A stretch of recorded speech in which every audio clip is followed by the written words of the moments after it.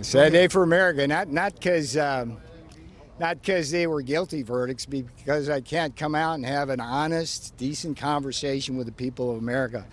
People of America, I want you to understand that this is the problem we have right here. This kind of divide in our country between the woke Marxist left and everybody else here.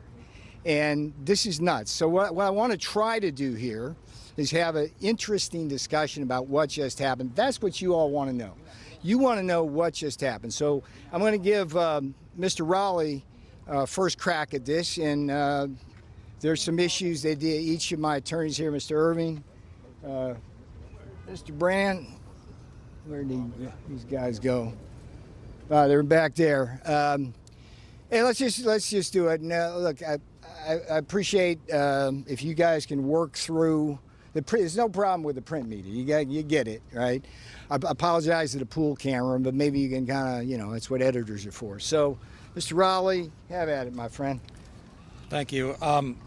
Listen, on behalf of Dr. Navarro, we want to express our appreciation to the court, to Judge Mehta, and to the jury that considered this case. This is an important case. This is a landmark case. This case, while we have a decision and we respect the jury's verdict today, this case won't be decided here finally. It will be decided by the D.C. Court of Appeals. This is the first time that a senior presidential aide who has served his president for 4 years has ever been held in contempt of Congress. There are legal issues here that need to be decided by the Court of Appeals. Judge Mehta decided, based upon an evidentiary hearing last week, that there was inadequate evidence to show that President Trump had formally instructed Dr. Navarro to invoke executive privilege. Respectfully, we disagree with that decision. We think that the evidence established that in fact President Trump instructed Dr. Navarro to invoke executive privilege. But in any event, we think that based upon the separation of powers between Congress and the executive, that executive privilege is part and parcel of the office of the President of the United States, and that no express invocation of privilege was even necessary. Otherwise, President Reagan, for example, would have no executive privilege, and any confidential conversations he had with his senior aides at the time would be waived, and you all could ask his aides what President Reagan spoke to about sensitive matters. So we think it's part and parcel of the office. We're confident that the Court of Appeals will hold to that effect, and this case is not over by a long shot. Okay. Oh, I don't have anything much more to add to what Mr. Raleigh just said. Yeah, today was an important step in the direction of a successful appeal. And that's about all I have to say. You seem to have missed the joke there. All right, let me see if I can break this down for you. And if you guys, you're good to go if you want. This is going to be a while. All right. So let's start with the fact that this is a landmark case. This is a landmark case that's bound for the Supreme Court. Why do I say that? This is the first time in the history of our republic that a senior White House advisor, an alter ego of the president, has ever been charged with the alleged crime. That's the first time that this has ever happened.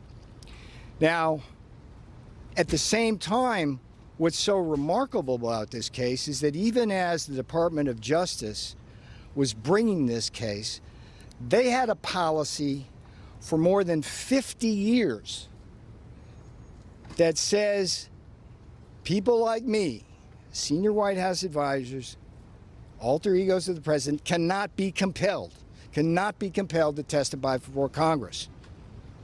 Absolute. Yet they brought the case.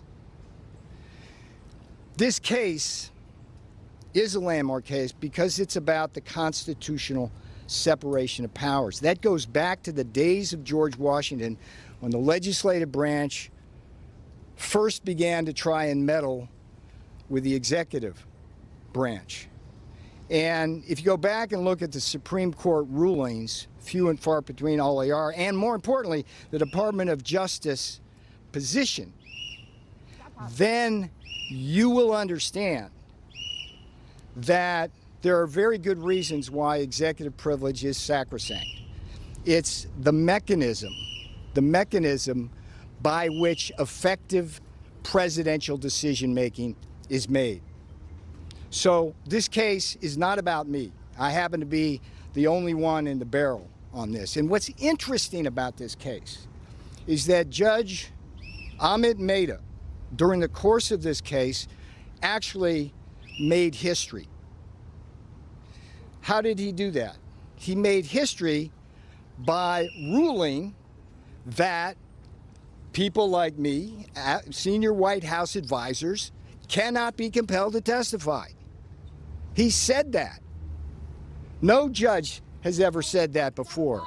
Now, the reason why he felt that it did not apply to me is because he did not believe, despite all of the evidence we put on, including my own personal testimony, that the privilege had been properly invoked. And that's another open question for the appeals court, because there are many legal scholars who believe that the privilege is presumptive. Presumptive. There are many other issues that are related to this case. 74 years old says it was a sad day for America, calling this a landmark case. It will be appealed.